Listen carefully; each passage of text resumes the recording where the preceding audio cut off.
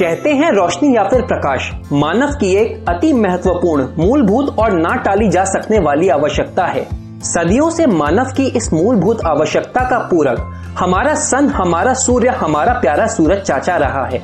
लेकिन समस्या उस वक्त उठ खड़ी होने लगी जब रात के समय हमारे प्यारे सूरज चाचा के अभाव में लोगों ने लैंप, कैंडल और दूसरे रिसोर्सेज का प्रयोग शुरू किया और उनके किए हुए इन प्रयोगों की उपज अग्निकांड, प्राण और संसाधन हानि ने सारी धरती के संतुलन का नाश कर दिया। मानव की इस समस्या के तारण और निवारण में लगे हुए लोगों ने इस समस्या को जाना और निवारण निकाला और निवारण को दुनिया ने नाम दिया इलेक्ट्रिक बल्ब।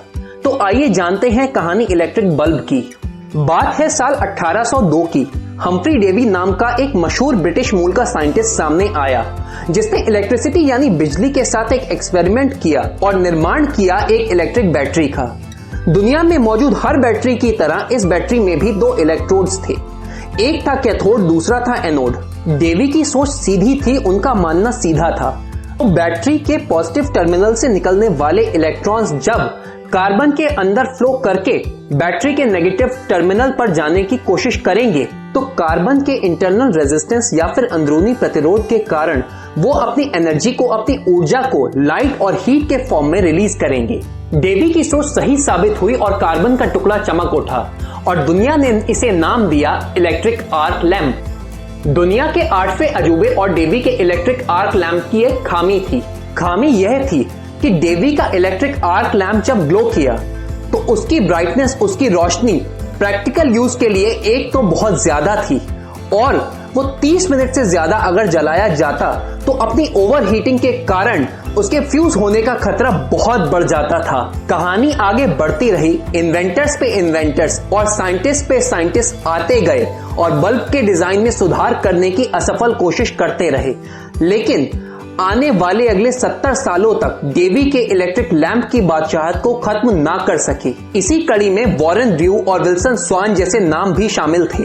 किसी का एक्सपेरिमेंट प्लैटिनम जैसे महंगे मटेरियल का यूज करने के कारण प्रैक्टिकल यूज के लिए अनफिट था, तो किसी का एक्सपेरिमेंट सही वैक्यूम की कमी के कारण फ्लॉप हो गया। कहानी आगे बढ़ती गई और परफेक्ट कमर्शियल बल्ब बनाने की होड़ में हेनरी वुडवर्ड और मैथ्यू एवांस जैसे नाम भी जुड़ते और नाकामयाब होते गए। और फिर आया साल 1878 जब स्कूल से निकाला गया और फूहड़ मंद बुद्धि माना जाने वाला एक नौजवान नाम थॉमस एल्वा एडिसन सामने आया।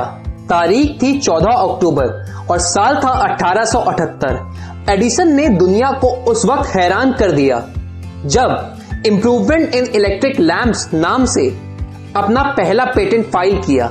एडिसन का ये आविष्कार न सिर्फ आरंभ था इलेक्ट्रिक बल्ब्स के कमर्शियल युग का, बल्कि एक सीख थी, एक प्रेरणा थी, एक इंस्पिरेशन थी कभी हार ना मानने की आने वाली पीढ़ियों के लिए। कभी फिलामेंट की जगह पर उन्होंने कॉपर का यूज किया तो कभी सिल्वर का।